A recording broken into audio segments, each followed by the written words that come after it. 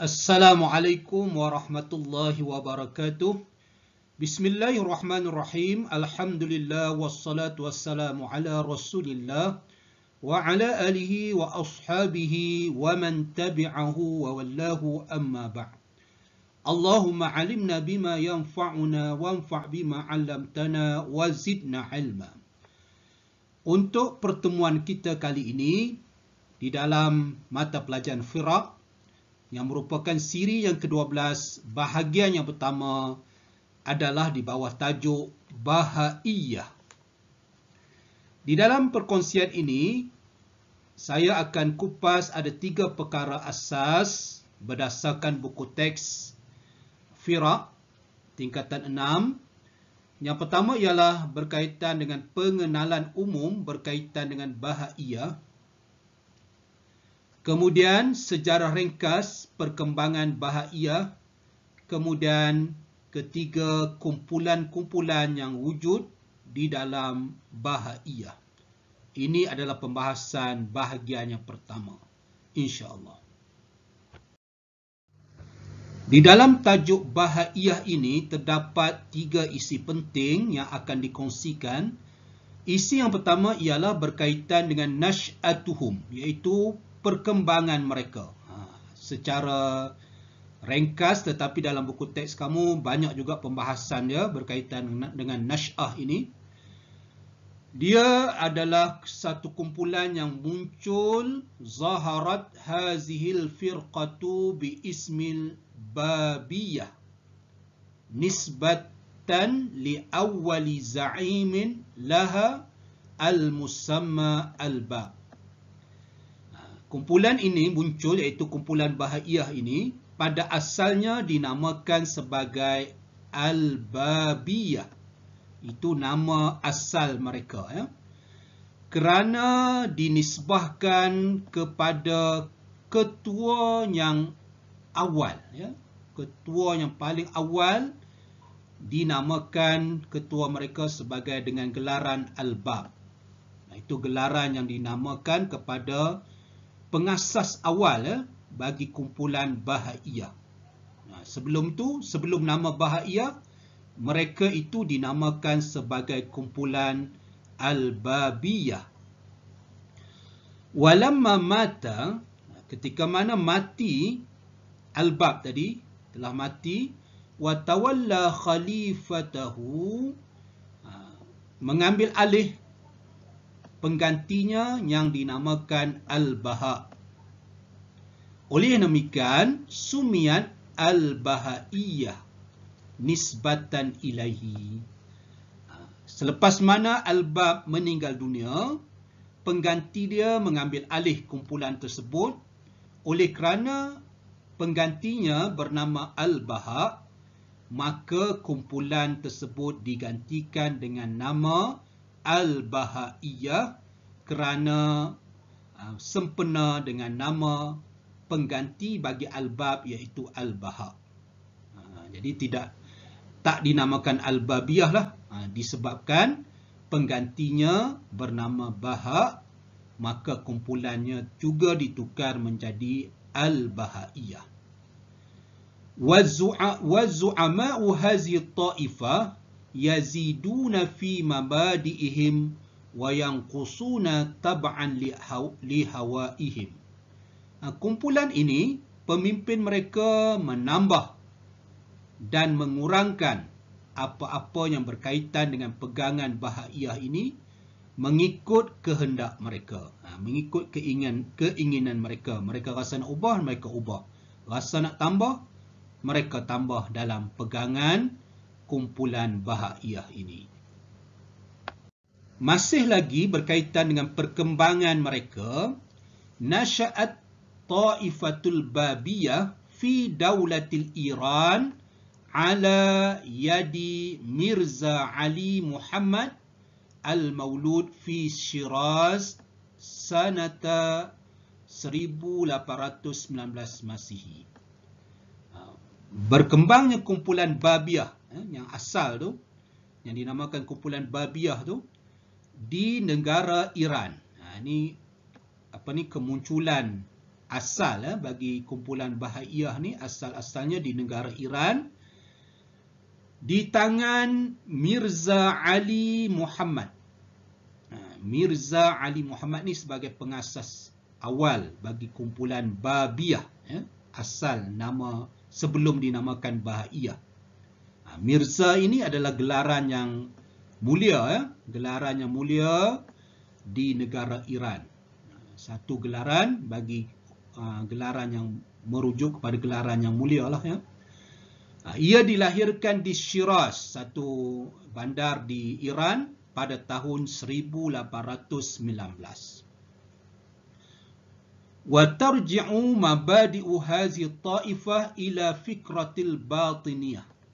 Asas kepada perkembangan Bahaiyah ini ataupun Babiyah ini adalah kembali kepada pegangan ataupun pemikiran batiniyah. Salah satu kumpulan pemikiran yang ada dalam Syiah.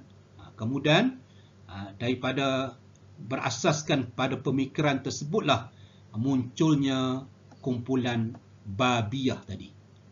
Yang mana asas seruan mereka ialah atas nama Mahdi al-Muntazar. Summal amalu wara'a hazihi da'wa ala ibtal syariatil Islamiyah. Kemudian berasaskan pemikiran tersebutlah, pemikiran yang di atas nama Mahdi al-Muntazar.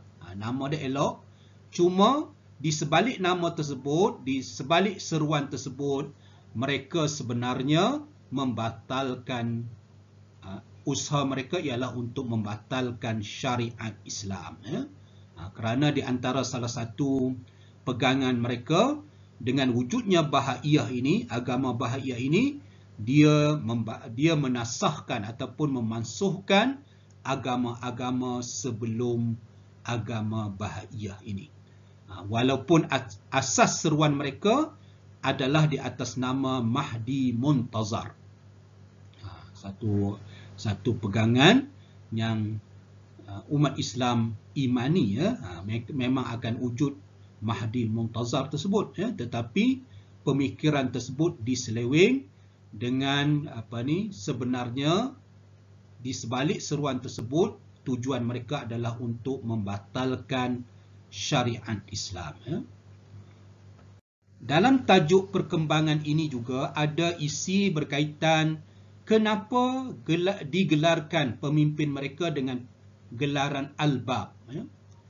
Di sini ada jawapan dia, walihaza laqaba za'imu hazihi ta'ifah nafsahu bil Al-Bab. Oleh demikian, iaitu di atas seruan Imam Mahdi tadi, pemimpin kumpulan tersebut, iaitu kumpulan Bahaiyah ni, kumpulan Al-Babiyah yang asal tu, menggelarkan dirinya sebagai Al-Bab. Ini satu gelaran yang merujuk kepada Al-Bab, iaitu penyambung ataupun penghubung daripada Mahdil Muntazar. Dia sebagai pintu kepada kedatangan Mahdil Muntazar. Jadi pemimpin Al-Babiyah tu, Mirza Ali Muhammad tu seolah-olah menjadi pintu kepada kedatangan Mahdil Muntazar yang menjadi pegangan agama Syiah. Oleh demikian, wasumiyat ta'ifatuhu bi ismil Babiyah. Berasaskan kepada gelaran Al-Bab tadi, kumpulan yang ketuanya menggelarkan diri dia Al-Bab tadi, kumpulan dia dinamakan Al-Babiyah. Kerana ketua dia mendapat gelaran Al-Bab, iaitu penghubung ataupun pembuka kepada kedatangan Mahdil Muntazar. Kemudian selepas itu, mula-mula dia dakwa dia sebagai pintu ataupun penghubung kepada kedatangan Mahdil Muntazar. Selepas itu, summa da'a annahu Mahdil Muntazar. Kemudian dia mendakwa diri dialah yang merupakan Mahdil Muntazar. Tidak cukup dengan itu, summa da'a nubuwata war risalah. Kemudian Mirza Ali Muhammad tadi mendakwa juga diri dia sebagai nabi dan juga rasul. Wa anna Allah auha ilaih, bahwasanya Allah Subhanahu wa taala telah mewahyukan kepadanya dengan kitab Al-Bayan. Kitab dalam kumpulan Bahaiyah ini banyak kitab-kitab suci, ya. Salah satunya ialah kitab yang dinamakan Al-Bayan. Apa fungsi kitab Al-Bayan ni? An-Nasikh, yang merupakan pemansuh bagi kitab Taurat, Injil dan juga Al-Quran. Kitab Al-Bayan ni pada pegangan mereka adalah sebagai nasikh, ya, pemansuh kepada kitab sebelum ini, iaitu kitab Taurat, Injil dan juga Al-Quran. Kemudian beliau juga mendakwa bahawa annahu masihul muntazar. Dia juga mendakwa dirinya merupakan Nabi Isa ataupun Masih yang muntazar, yang dinanti-nantikan, iaitu Nabi Isa. Summartaqa ila id'ai uluhiyah. Bukan setakat itu sahaja, summartaqa kemudian naik lagi dakwaan kepada dakwaan sebagai pemilik sifat ketuhanan, ya, ataupun dia adalah jelmaan Tuhan, ya. Itu yang terjadi kepada pengasas kumpulan Babiyah itu, ya. Oleh kerana pegangan yang menyeleweng tersebut, dan bukan setakat dia mendakwa, tetapi dia mengiklankan, ya, mengwar-warkan dia punya pegangan tersebut. Oleh demikian, sajjanathu hukumatul Iran, ya, kerajaan Iran telah memenjarakan Mirza Ali Muhammad, wa azzabathu, dan juga telah mengazab dia, mengenakan siksaan, wa qatalathu, dan juga telah mengenakan hukuman bunuh, bi fatwa minal ulama, berdasarkan fatwa para ulama pada tahun 1850. Wa kana qad ahida bil khilafah anhu ba'da wafatihi ila ahadi atba'ihi. Sebelum kematian beliau telah menjanjikan ataupun telah menentukan penggantinya, iaitu Al-Mad'u Al-Mirza Yahya Al-Mulaqab bis-Subhil Azal. Dia telah menentukan siapa yang menggantikannya, iaitu yang pertama Mirza Yahya yang digelar sebagai Subhil Azal. Begitu juga beliau telah menentukan penggantinya kepada Mirza Hussein yang digelar sebagai Baha. Al-Bab tadi, ya. Al-Bab, sebelum kematian dia telah tentukan siapa yang menggantikan dia. Ada dua orang. Yang pertama Mirza Yahya yang juga digelar sebagai Subhil Azal. Kemudian dia juga telah menentukan penggantinya kepada adiknya ataupun saudaranya, iaitu Mirza Hussein. Mirza Hussein inilah yang digelar sebagai Al-Baha. Seterusnya, selepas itu, selepas mana dikenakan tekanan yang kuat, kepada kedua-dua pengganti Al-Bab tersebut oleh kerajaan Turki, Al-Baha juga telah menetapkan siapakah pengganti beliau, selepas mana beliau dipenjarakan oleh kerajaan Turki. Waqad ahida bil khilafah, beliau iaitu Baha yang mengganti sebagai pengganti Al-Bab tadi, telah menetapkan penggantinya kepada anaknya. Siapa nama anak dia? Iaitu Abbas. Wa musamma al-musamma Abdul Baha. Abbas tadi, anak kepada Baha tadi, dinamakan sebagai Abdul Baha. Beliau juga digelar sebagai bi Ghasnil A'zam. Kalau kita nak terjemah, Ghasni ni iaitu dahan, iaitu cabang yang utama bagi kumpulan Bahaiyah ini. Wa nazal al-Misra. Beliau telah pergi ke Mesir, wa assasa fiha da'wah, lil bahaiyin sanata 1892. Abdul Baha tadi, anak kepada Baha tadi, iaitu nama dia Abbas. Beliau telah pergi ke Mesir dan juga mengasaskan kembali seruan kumpulan Bahaiyun ni pada tahun 1892. Waqad danal Bahaiyun likulli khalifatin ba'dal Baha wa qaddasuhu wa abbaduhu misla ibadatihim lil Baha.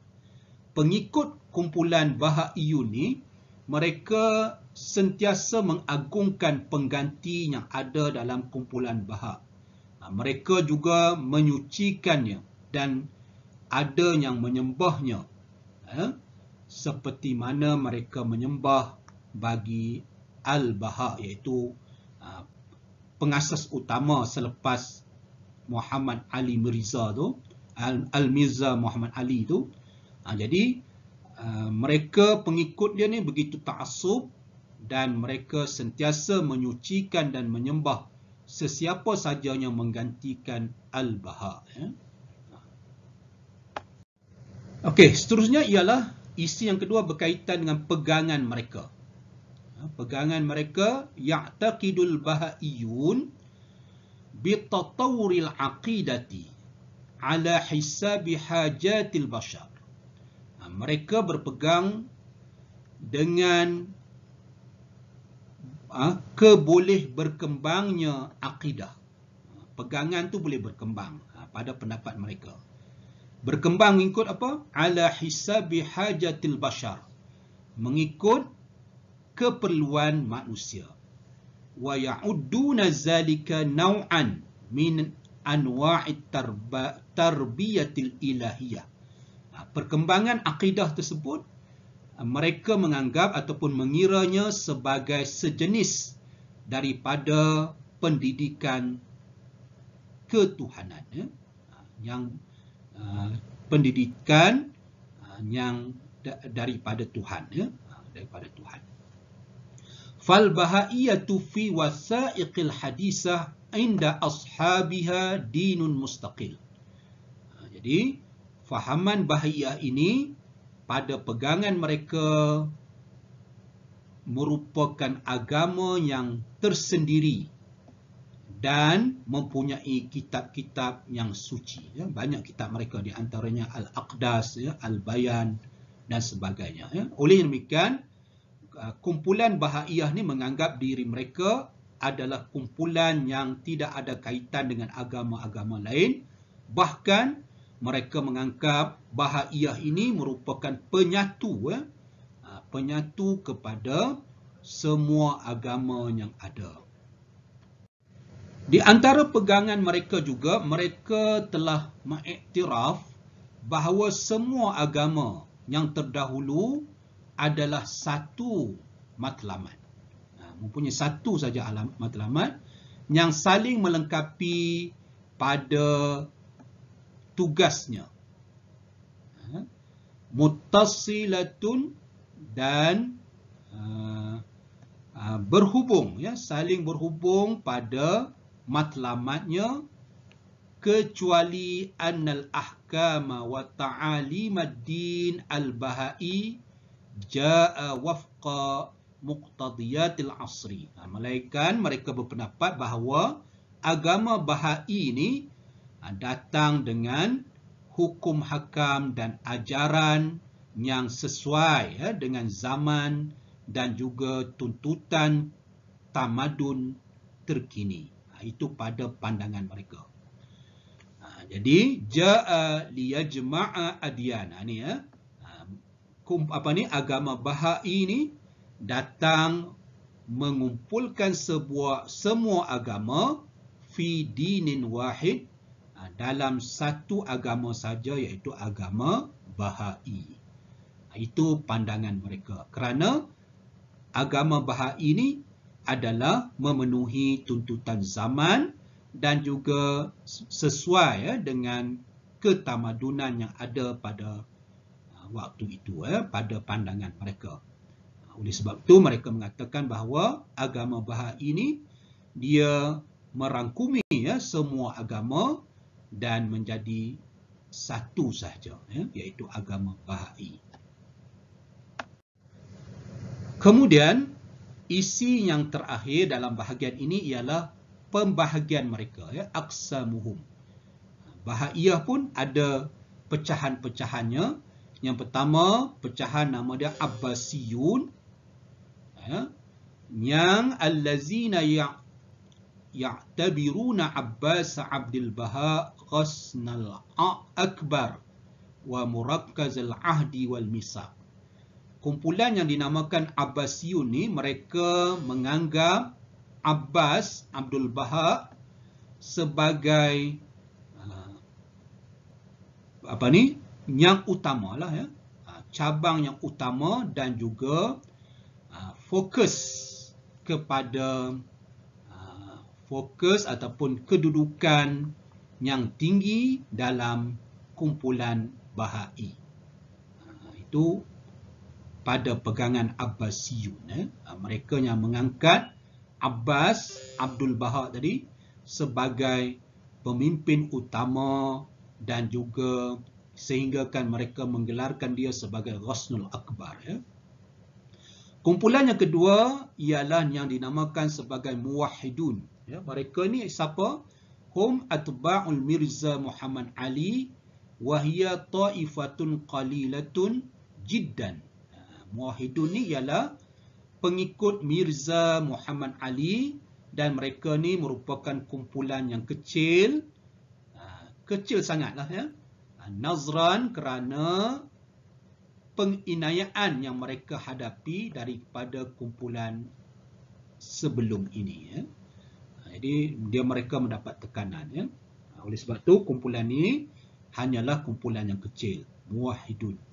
Kemudian ada kumpulan yang ketiga iaitu kumpulan Ortodoks. Mereka yang berpendapat allazi ra'au annal wilayatul amri takunu li Charles Mason. Ini pendapat golongan Ortodok. Charles Mason. Dan mereka telah mengasaskan kumpulan Reichsking. Tengok dalam buku teks tu ejaannya. Yang diasaskan di Las Vegas dan juga di New Mexico. Ini kumpulan Ortodok. Juga pecahan bagi kumpulan Bahaiyah. Itulah tiga isi yang asas dalam bahagian ini. Oleh kerana panjang, saya buat dua bahagian.